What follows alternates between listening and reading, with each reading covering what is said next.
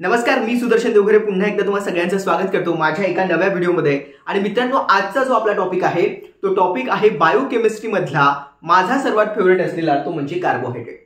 So मित्रांनो, जे लोक मला आता पहिल्यांदा बघत आहेत त्या सगळ्यांना मला सांगायचं आहे की आपण आरआरबी मध्ये लॅबोरेटरी सुपरिटेंडेंट आणि लॅब असिस्टंट त्याचबरोबर अपकमिंग जी एक्झाम आहे येणारी जी एक्झाम आहे महानगरपालिकेची त्याच्यामध्ये देखील लॅब टेक्निशियनच्या पोस्ट आहे त्यासाठी आपण ही बॅच सुरू केलेली आहे।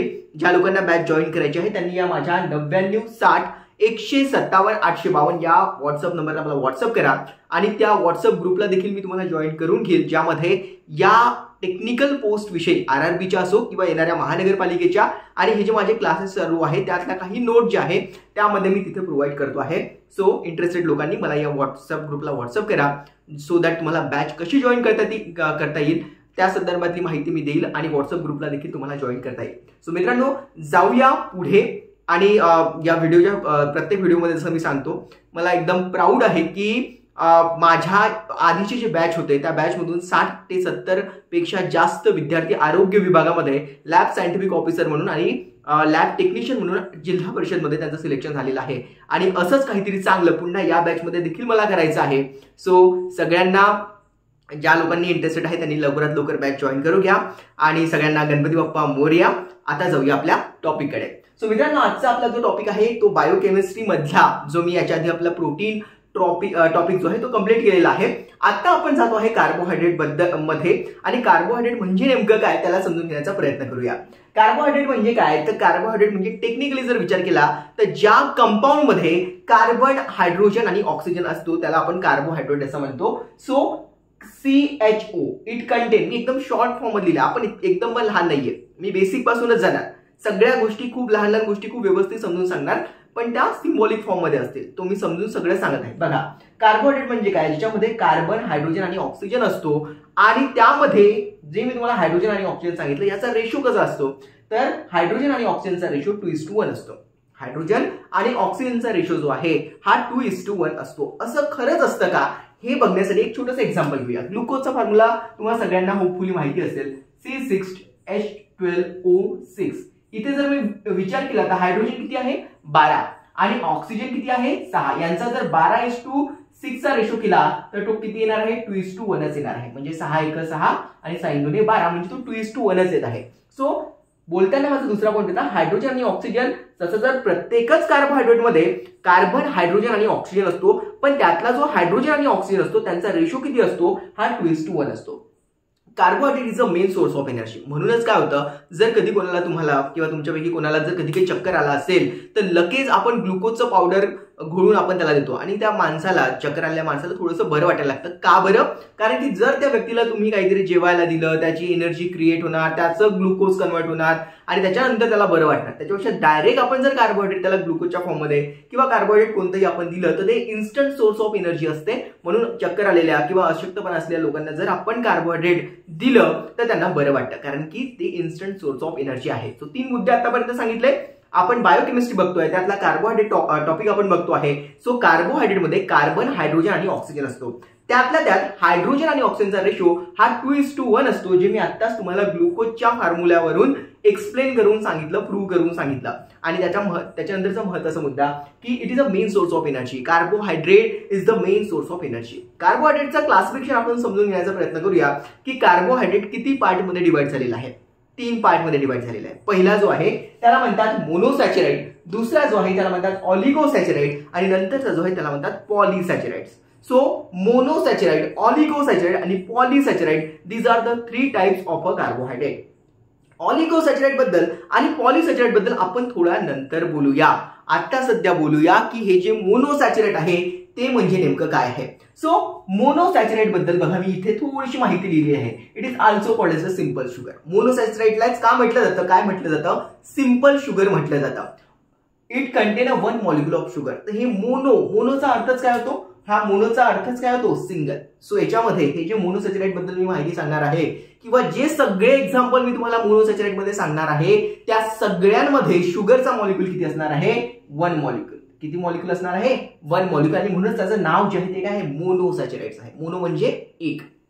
सो दुसरा पॉईंट पण समजला की या मोनोसॅचराइड मध्ये शुगरचा एक मॉलिक्यूल असतो. पुढे आपण बघितलं की याचा जनरल फॉर्म्युला जो आहे तो CH2O आणि त्याच्या ब्रॅकेटमध्ये N इज द किती number of a carbon atom आहे. म्हणजे जर मी असं केलं की N, आता हा Nच्या ठिकाणी जर मी 6 ठेवलं तर ग्लुकोजचा फॉर्म्युला तयार होतो का. N is the number of a carbon atom. हे कार्बन किती आहे. जर आता मी इथे C ठेवलं, H ठेवलं आणि O ठेवलं आणि ब्रॅकेटच्या बाहेर इथे N इज इक्वल टू काय पुट केलं, N is equal to 6 put केलं. आता इथे 6 पुट केलं तर हे C पण किती झाले, C पण 6 झाले. हे H 6 गुणिला 2 किती झाले, 12 झाले. ऑक्सिजन किती झाले, 6 झाले. अशा प्रकारे ग्लुकोजचा फॉर्म्युला बनत आहे. सो यावरून आपल्याला माहिती झालं की मोनोसॅचराइडचा जनरल फॉर्म्युला काय असतो, CH2O आणि ब्रॅकेटच्या बाहेर N म्हणजे काय, नंबर ऑफ कार्बन ॲटम. जर तुम्ही नंबर ऑफ कार्बन ॲटम 6 घेतले तर C6H12O6 हा ग्लुकोजचा फॉर्म्युला बनेल. आणि अशा प्रकारे आतापर्यंत मी तुम्हाला मोनोसॅचराइड बद्दल 3 महत्त्वाचे पॉईंट सांगितले. याला सिंपल शुगर असं म्हटलं जातं. याच्यामध्ये एकच शुगरचा मॉलिक्यूल असतो आणि त्याच्यानंतर याचा जो जनरल फॉर्म्युला आहे तो आहे CH2O आणि ब्रॅकेटच्या बाहेर N, where N is the number of carbon atom. आता समजून घेऊया की ह्या मोनोसॅचराइड मध्ये किती प्रकारचे 2 प्रकार पडतात. त्या मोनोसॅचराइडचे 2 प्रकार कोणते, तर एक आहे अल्डोज, दुसरा आहे कीटोन. आता अल्डिहाइड कीटोन बद्दल तुम्ही केमिस्ट्रीमध्ये ऐकलं असेल. त्याच्या डिटेलमध्ये मी सध्या जाणार नाही कारण की आपण केमिस्ट्री नाही तर बायोकेमिस्ट्री शिकत आहे. सो अल्डिहाइड आणि कीटोन हा एक केमिस्ट्रीमध्ये कंपाऊंडचा प्रकार आहे. जसं अल्कोहोल आहे, त्याच्यानंतर अल्डिहाइड आहे, कीटोन्स आहे. तर हे काय झाले, त्याचे कंपाऊंडचे प्रकार आहेत. त्यातला अल्डोज आणि कीटोन्स मोनोसॅचराइड मध्ये 2 पार्ट आहे. तो मोनोसॅचराइड मध्ये जो अल्डोज असतो याचे एक्झाम्पल जर मी जनरल एक्झाम्पल लक्षात ठेवायचे झाले तर ग्लुकोज आहे, नंतर गॅलॅक्टोज आहे आणि ग्लिसरॉल्डिहाइड आहे. सो ग्लुकोज, गॅलॅक्टोज आणि ग्लिसरॉल्डिहाइड. त्याच्यानंतर कीटोनचा फक्त एकच एक्झाम्पल मी इथे लिहिलेला आहे, ते आहे फ्रुक्टोज. सो कीटोनचं एक्झाम्पल कोणतं आहे तर फ्रुक्टोज आहे. सो मित्रांनो आपण काय बघितलं, मोनोसॅचराइड किती पार्ट मध्ये डिवाइड झालेला आहे, 2. एक आहे अल्डोज, दुसरा आहे कीटोज. आता अल्डोज मध्ये ग्लुकोज, गॅलॅक्टोज आणि ग्लिसरॉल्डिहाइड आहे आणि कीटोनचा एक एक्झाम्पल आहे ते म्हणतात फ्रुक्टोज. मी जेव्हा याचा अभ्यास करत होतो आणखी डीप मध्ये मी काही इन्फॉर्मेशन याच्याबद्दल काढली होती आणि त्याला देखील मी इथे एक्झाम्पलच्या फॉर्म मध्ये लिहिलेला आहे. हा प्रश्न जो सध्या तुम्हाला दिसत आहे हा माझ्या एक्झाम मध्ये जेव्हा माझं सिलेक्शन झालं तेव्हा हा प्रश्न आलेला होता. 2021चा आरोग्य विभागाचा लॅब सायंटिफिक ऑफिसरचा तुम्ही जर पेपर बघितला त्याच्यामध्ये प्रश्न होता की खालीलपैकी कोणता मोनोसॅचराइड हा कीटोज फॉर्म मध्ये आहे आणि त्याचं उत्तर जे आहे ते फ्रुक्टोज असं होतं. 2021चा 28 फेब्रुवारीला झालेला माझा पेपर होता ज्यामध्ये माझं सिलेक्शन आहे. ऑल ओव्हर महाराष्ट्र माझा 4th रँक होता आणि ते येण्यासाठी या प्रश्नाचं देखील खूप जास्त महत्व होतं. सो अभ्यास करत असताना इतका डिटेल अभ्यास करायचा असतो की आपल्याला आन्सर माहिती असलं पाहिजे. आमच्या वेळेस 18-19ला आम्ही फॉर्म भरले होते आणि ती एक्झाम इतक्यांदा समोर गेली होती की आमचे टेक्निकलचे पूर्ण पारायण करून झाले होते. आम्हाला माहिती होतं, म्हणजे सगळंच वाचून झालं होतं, म्हणजे की काय असू शकते हे वाचल्यानंतर अजून काय विचारून काय विचारेल याचा विचार सुद्धा आम्ही करायचो आणि इतका डिटेल अभ्यास करून टाकला होता. त्याच्यामुळे टेक्निकल माझं इतकं चांगलं झालं होतं की मला 40 पैकी जवळजवळ 30 ते 35 प्रश्न असे होते की ऑप्शन पाहायची देखील मला गरज पडली नव्हती. मी माझा आन्सर शोधत होतो की ऑप्शन मध्ये कुठे आहे. ठीक आहे. सो इतका कॉन्फिडन्स आला होता. भले की बाकी मॅथ्स सारख्या जे काही नॉन टेक्निकल पोर्शन होता त्याच्यामध्ये काही मी एकदम सिली मिस्टेक पण केल्या होत्या, पण टेक्निकलचा पोर्शन मी खूप चांगला केला होता, त्याचे चांगले पारायण केले होते आणि त्याच्यामुळे हा प्रश्न आला होता. आणि या प्रश्नाचे एका प्रश्नाचे 2 मार्क मला मिळाले होते. सिलेक्शनसाठी खूप महत्वाचा असतो. सो असं काहीतरी तुमच्या मध्ये पण व्हावं की तुम्ही वाचलेलं सगळंच तुम्हाला पेपरमध्ये दिसावं. सो मोनोसॅचराइडचे 2 पार्ट, अल्डिहाइड पण आहे, कीटोज पण आहे. अल्डिहाइडचे एक्झाम्पल मी तुम्हाला सांगितले, ग्लुकोज, गॅलॅक्टोज, ग्लिसरॉल्डिहाइड आणि कीटोनचा जो आहे तो फ्रुक्टोज आहे. आता याच्यामध्ये काही सब डिव्हिजन पडतात, जसं की ट्रायोज आहे, टेट्रोज आहे, पेंटोज आहे आणि हेक्सोज आहे. ट्रायोज म्हणजे 3, टेट्रोज म्हणजे 4, पेंटोज म्हणजे 5 आणि हेक्सोज म्हणजे 6. काय 3, काय 4, काय 5, काय 6 याचं एक्सप्लेनेशन. तर याच्यामध्ये काय 3 शुगरचे मॉलिक्यूल असणार आहे का, याच्यामध्ये काय 4 शुगरचे मॉलिक्यूल असणार आहे का पेंटोज मध्ये, कारण की आपण हे सगळे जे बघतोय ते कशाबद्दल आहे, मोनोसॅचराइड बद्दल आहे. मग ट्रायोज मध्ये काय 3 शुगरचे मॉलिक्यूल असतील का, टेट्रोज मध्ये 4 शुगरचे मॉलिक्यूल असतील का, पेंटोज मध्ये 5 शुगरचे मॉलिक्यूल असतील का, हेक्सोज मध्ये 6 शुगरचे मॉलिक्यूल असतील का. तर या सगळ्या प्रश्नांचं उत्तर आहे नाही, कारण आपण पहिलेच बघितलं होतं की मोनोसॅचराइड मध्ये शुगरचा मॉलिक्यूल किती असतो, एकच असतो. मग हे काय आहे, टेट्रोज काय आहे, ट्रायोज काय आहे, पेंटोज काय आहे आणि हेक्सोज काय आहे, हे आहे कार्बनचे कंपाऊंड किती आहे. शुगर एकच आहे. ट्रायोजचे जे मी एक्झाम्पल इथे 2 दिलेले आहे, म्हणजे 3 कार्बन नाहीये याच्यामध्ये, 3 शुगर मॉलिक्यूल नाहीये, तर कार्बनची संख्या जी आहे याच्यामध्ये किती आहे? 3 आहे. सो ट्रायोजचा अर्थ याच्यामध्ये 3 कार्बन असणार आहे. टेट्रोज मध्ये 4 कार्बन असणार आहे. कार्बनची गोष्ट चला, शुगरची नाही. पेंटोज मध्ये 5 कार्बन असणार आहे आणि हेक्झोज मध्ये 6 कार्बन असणार आहे. आता बघूया आपण की ट्रायोज मध्ये ग्लिसरॉल्डिहाइड आहे, डायहायड्रॉक्सी ऍसिटोन आहे. त्यातल्या त्यात हा जो ग्लिसरॉल्डिहाइड आहे हा अल्डोज मध्ये येतो आणि डायहायड्रॉक्सी कीटोन जो आहे, ऍसिटोन जो आहे हा कीटोन मध्ये येतो. म्हणून इथे ए आणि के लिहिला आहे. ए फॉर अल्डोज आणि के फॉर कीटोन, असं मी ते सिम्बॉलिकली त्याला प्रेझेंट केलेलं आहे. त्याचबरोबर आता ट्रायोज, ज्या शुगर मॉलिक्यूलमध्ये कार्बनची संख्या किती असेल? 4 असेल. जसं ग्लुकोज मध्ये C6 आहे, तसं इथे जे इरिथ्रोज आणि इरिथ्रोलोज आहे याच्यामध्ये जे संख्या असणार आहे कार्बनची ते किती असणार आहे? 4 असणार आहे. सो इरिथ्रोज आणि इरिथ्रोलोज हे काय आहे? इरिथ्रोज आहे अल्डोज आणि लोज जो लागलेला इथे तो आहे कीटोन. हे ट्रायोजचे एक्झाम्पल आहे. पेंटोज मध्ये जर आपण बघितलं तर पेंटोज मध्ये रायबोज जो आहे हा अल्डिहाइड आहे आणि रायबुलोज जो आहे हा काय आहे? कीटोन आहे. या सगळ्यांमध्ये रायबोज मध्ये पेंटोज आपल्याला पाहायला मिळतो. तर हे मी ट्रिक पद्धतीने कसं आपण लक्षात ठेवू शकतो की बघा इथे पेंटोज आहे, इथे काय आहे? पेंटोज आहे आणि पेंटोज वरून ते रायबोज बनायला, कारण ह्या पीला फक्त असं जर मी केलं, या पीला जर मी असं जरी जोडलं तरी पण त्याचा काय होऊन जातो? आर होऊ शकतो. सो म्हणूनच आपण काय लक्षात ठेवायचं की पेंटोज वाल्याचे जे एक्झाम्पल आहे ते आर पासून सुरू होतात, कारण की एवढे सगळे एक्झाम्पल वाचल्यानंतर ते कन्फ्युज होण्याचे चान्सेस असू शकतात. म्हणून मी व्हायचो जेव्हा मी अभ्यास करायचो, मग मी आपलं डोकं लावायचो की यार हा पेंटोज आहे, पेंटोजला असं थोडंसं दिलं की त्याच्यापासून आर बनतो आणि मग त्याच्यावरून लक्षात ठेवलं की पी साठी रायबोज आणि रायबुलोज. सो हा रायबोज आहे अल्डिहाइड आणि जो रायबुलोज आहे तो आहे कीटोन. त्याच्यानंतर सर्वात फेवरेट तो आहे हेक्झोज. हेक्झोज मध्ये 3 प्रकारचे एक्झाम्पल मी तुम्हाला आताच दिले होते. ते आहे ग्लुकोज, मॅनोज आणि गॅलॅक्टोज. ग्लुकोज, मॅनोज आणि गॅलॅक्टोज. सो ग्लुकोज, मॅनोज आणि गॅलॅक्टोज हे 3 जे आहे हे अल्डिहाइड आहे. आणि हा शेवटचा जो आहे मला वाटते बहुतेक तो तुम्हाला दिसत नाहीये, तिथे मी लिहिलेला आहे फ्रुक्टोज जो की आहे कीटोन. सो इथे जे दिसत नाहीये ते मी इथे लिहून टाकतो. तो आहे फ्रुक्टोज, तो आहे फ्रुक्टोज जो की एक कीटोन आहे. तो फ्रुक्टोज आहे जो की एक कोण आहे?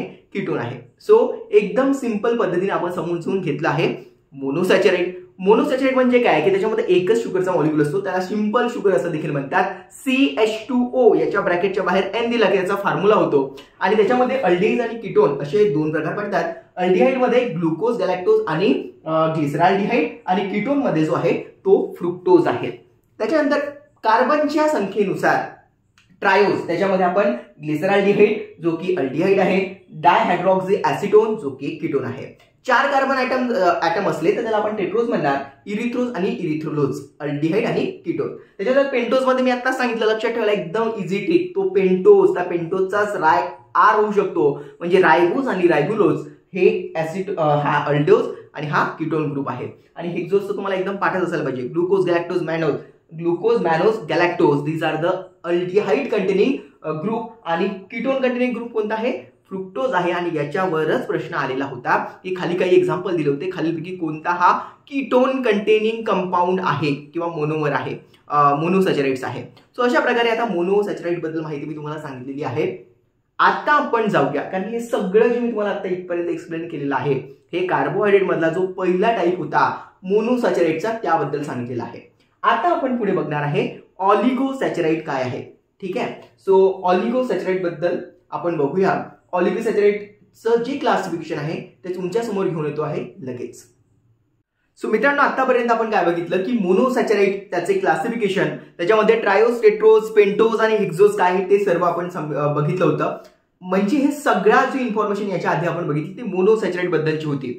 आता आपण काय बघणार आहे की ही डायसॅचराइड म्हणजे किंवा ऑलिगोसॅचराइड म्हणजे काय. तर ऑलिगोसॅचराइड याचा अर्थ असा होतो की 2 पासून तर 10 पर्यंतची शुगर मॉलिक्यूल असले पाहिजे, कारण की मोनोसॅचराइड मध्ये फक्त आणि फक्त एका शुगर मॉलिक्यूलचा इन्व्हॉल्वमेंट आपल्याला दिसली होती. आणि आता आपण जे बघत आहे ऑलिगोसॅचराइड, याच्यामध्ये 2 पासून तर 10 पर्यंतची शुगर मॉलिक्यूल असणार आहे. आणि 2 पासून तर 10 पर्यंत म्हटलं की 2 शुगर मॉलिक्यूल असलं तर त्याचं नाव डायसॅचराइड.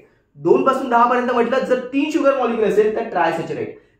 तीन प्रकारचे 3 शुगर मॉलिक्यूल असतील तर टेट्रासॅचराइड, टेट्रा म्हणजे 4 सॉरी, आणि पेंटा म्हणजे काय 5 शुगरचे मॉलिक्यूल, आणि सो ऑन असं 10 पर्यंत आपण बघू शकतो. सो त्यातल्याही महत्वाचे डायसॅचराइड, ट्रायसॅचराइड, टेट्रासॅचराइड आणि पेंटासॅचराइड जे आहे हे खूप जास्त महत्वाचे आहे. त्याचे एक्झाम्पल खूप महत्वाचे आहे, त्याच्यावर प्रश्न देखील येऊन गेलेले आहेत.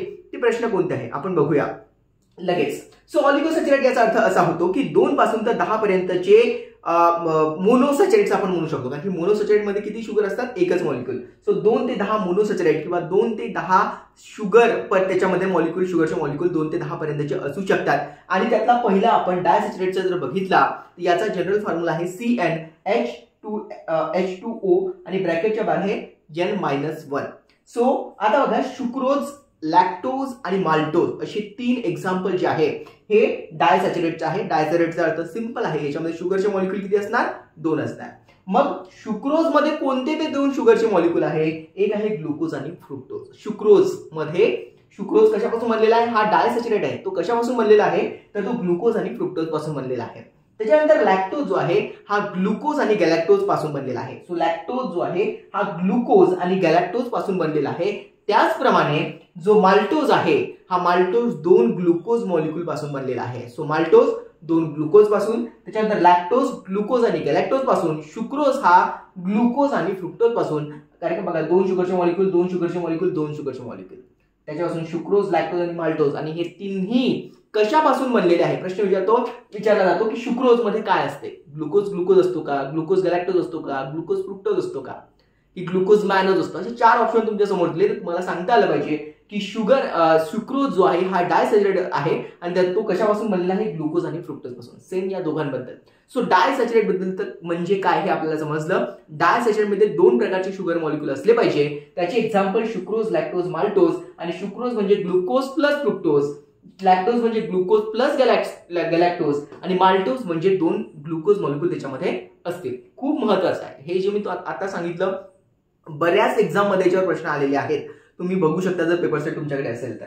ट्रायसॅचराइड सिंपल आहे. ट्रायसॅचराइड मध्ये किती शुगर मॉलिक्यूल असणार आहे, 3 शुगरचे मॉलिक्यूल असणार आहे. रॅफिनोज त्याचं एक्झाम्पल आहे. सो रॅफिनोज म्हटल्यानंतर याच्यामध्ये कोणते ते 3 शुगरचे मॉलिक्यूल आहेत, तर पहिला आहे ग्लुकोज, फ्रुक्टोज आणि एक गॅलॅक्टोज. असे ग्लुकोज, फ्रुक्टोज आणि गॅलॅक्टोज या तिघांचं कॉम्बिनेशन मिळून, 3 शुगरचं मॉलिक्यूलचं कॉम्बिनेशन मिळून, 3 मोनोसॅचराइडचं कॉम्बिनेशन मिळून बनलेला हा रॅफिनोज आहे. नेक्स्ट आपण बघूया टेट्रासॅचराइड. टेट्रासॅचराइड म्हटलं की त्याच्यामध्ये शुगरचे मॉलिक्यूल किती येणार, 4. मग कोणते ते 4 मॉलिक्यूल आहे आणि काय त्याचं एक्झाम्पल आहे, याला म्हणतात स्टॅचेस. तर याच्या स्टॅचेस मध्ये कोणते ते 4 मॉलिक्यूल आहे शुगरचे, कोणते ते 4 शुगरचे मोनोसॅचराइड ते आपल्याला बघायचं आहे. ग्लुकोज, फ्रुक्टोज आणि 2 गॅलॅक्टोज आहेत. त्याच्यानंतर पेंटासॅचराइड मध्ये जर मी बघितलं, याचं एक्झाम्पल आहे वर्बिसेज. आता या वर्बिसेज मध्ये ग्लुकोज आहे, मी ग्लुकोजचा फक्त G लिहिलेला आहे, फ्रुक्टोजचा फक्त F लिहिलेला आहे, आणि 3 प्रकारचे गॅलॅक्टोज आहे. सो सेम आहे, ग्लुकोज, फ्रुक्टोज आणि 1 गॅलॅक्टोज, ग्लुकोज, फ्रुक्टोज आणि 2 गॅलॅक्टोज, आणि इथे गॅलॅक्टोज किती आहे, 3 आहे. ग्लुकोज, फ्रुक्टोज आणि 3 गॅलॅक्टोज. मी शॉर्ट मध्ये इथे फक्त इनिशियल लिहिलेलं आहे, लिहायला थोडासा त्रास म्हणजे जागेच्या अभावी. सो तुम्ही ते प्रॉपर लिहून घ्याल तर वर्बिसोज जे आहे याच्यामध्ये ग्लुकोज आहे, फ्रुक्टोज आहे आणि 3 गॅलॅक्टोज आहे. सो मित्रांनो, अशा प्रकारे आपण ऑलिगोसॅचराइड म्हणजे याच्यामध्ये 2 पासून तर 10 पर्यंतची शुगर मॉलिक्यूल असतात.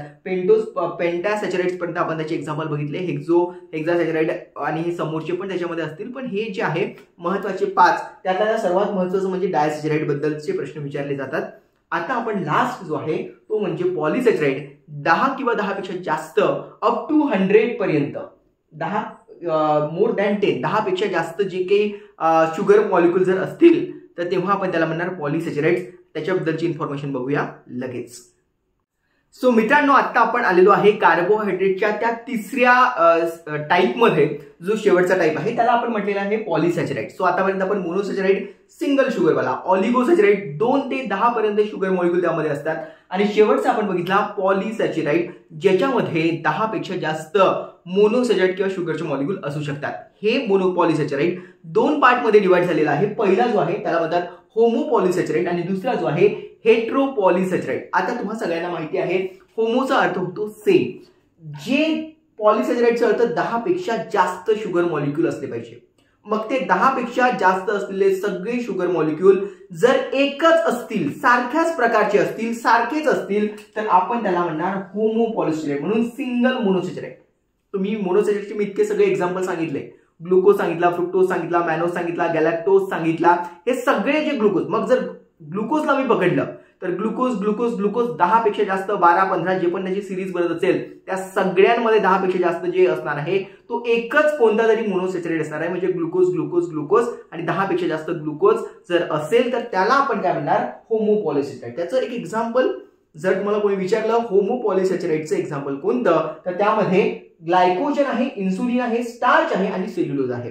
सो सेल्युलोज, स्टार्च, इन्सुलिन आणि glycogen, these are the example of a homopolysaccharide. होमोपॉलिसॅचराइडचा अर्थ असा होतो की 10 पेक्षा जास्त मोनोसॅचराइड याच्यामध्ये आहे, पण ते सगळेचे सगळे सारखे आहे, म्हणून आपण त्याला काय म्हटलं आहे, होमोपॉलिसॅचराइड असं म्हटलेलं आहे. हेटेरोपॉलिसॅचराइडचा अर्थ काय होतो, पॉलिसॅचराइड म्हटलं याचा अर्थ एवढं तर नक्की आहे की 10 पेक्षा जास्त याच्यामध्ये देखील शुगरचे मॉलिक्यूल किंवा मोनोसॅचराइड्स आहे, पण ते वेगवेगळे आहेत. एखादा ग्लुकोज असेल, एखादा फ्रुक्टोज असेल, एखादा गॅलॅक्टोज असेल, एखादा मॅनोज असेल, असं अल्टरनेटिव्ह वेगवेगळ्या प्रकारचे मोनोसॅचराइड त्याच्या सिरीजमध्ये असतील आणि ते 10 पेक्षा जास्त असतील, त्याला आपण काय म्हणतो, होमोपॉलिसॅचराइड असं म्हणतो. सो डिफरंट टाइप ऑफ मोनोसॅचराइड याच्यामध्ये पाहायला मिळतात. एक आहे हिपॅरिन, एक जो आहे तो आहे हिपॅरिन आणि दुसरा आहे कोंड्रिटिन सल्फेट. तशा प्रकारचे 2 एक्झाम्पल याच्यामध्ये मी तुम्हाला सांगितलंय. त्यामध्ये देखील हिपॅरिन जो आहे आणि chondroitin sulphate, these are the example for the hetero. हेटेरोचा अर्थ काय होतो, वेगवेगळे.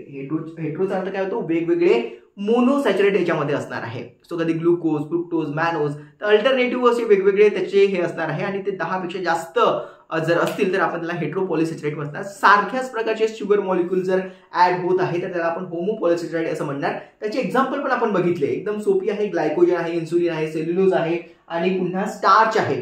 These are the example. एक छोटासा कन्सेप्ट आहे आणि तो आहे म्युकोपॉलिसॅचराइड. म्युकोपॉलिसॅचराइड म्हणजे हा अशा प्रकारचा पॉलिसॅचराइड्स आहे ज्याच्यामध्ये अल्टरनेटमध्ये युरॅनिक ऍसिड आणि ग्लायकोसामाइन असतात. म्हणजे युरॅनिक ऍसिड, ग्लायकोसामाइन, पुन्हा युरॅनिक ऍसिड, ग्लायकोसामाइन, अशा प्रकारची अल्टरनेट जर जोडी आपल्याला पाहायला मिळत असेल तर अशा प्रकारच्या पॉलिसॅचराइडला काय म्हणतात, म्युकोपॉलिसॅचराइड असं म्हणतात. हा प्रश्न येऊ शकतो. So what is a mucopolysaccharide? हा एक प्रकारचा पॉलिसॅचराइडच आहे ज्याच्यामध्ये अल्टरनेटिव्ह युरॅनिक ऍसिड आणि ग्लायकोसामाइन, पुन्हा युरॅनिक ऍसिड, पुन्हा ग्लायकोसामाइन, तर ही चेन मेंटेन केली जाते. ऑब्वियस आहे पॉलिसॅचराइड आहे त्याच्यामुळे तो 10 पेक्षा जास्त शुगर मॉलिक्यूल त्याच्यामध्ये असणार आहे. सो अशा प्रकारे मित्रांनो आजच्या पार्टमध्ये आपण कार्बोहायड्रेट, त्याचे क्लासिफिकेशन्स याच्याबद्दल बोललो. व्हिडिओला प्लीज लाईक करा, शेअर करा, सबस्क्राईब करा. तुम्ही लोक व्हिडिओ बघत आहे पण व्हिडिओला सबस्क्राईब करत नाहीये, शेअर करत नाहीये गरजू लोकांपर्यंत. म्हणजेच ज्या लोकांनी RRB साठी पात्र आहेत, lab related, laboratory superintendent, lab assistant या ज्या पोस्ट आहे, ज्या मुलांनी हा फॉर्म भरलेला आहे, ज्या लोकांचं DMLT झालेलं आहे, 16 तारखेपर्यंत त्यांना अजूनही वेळ आहे, फॉर्म भरा.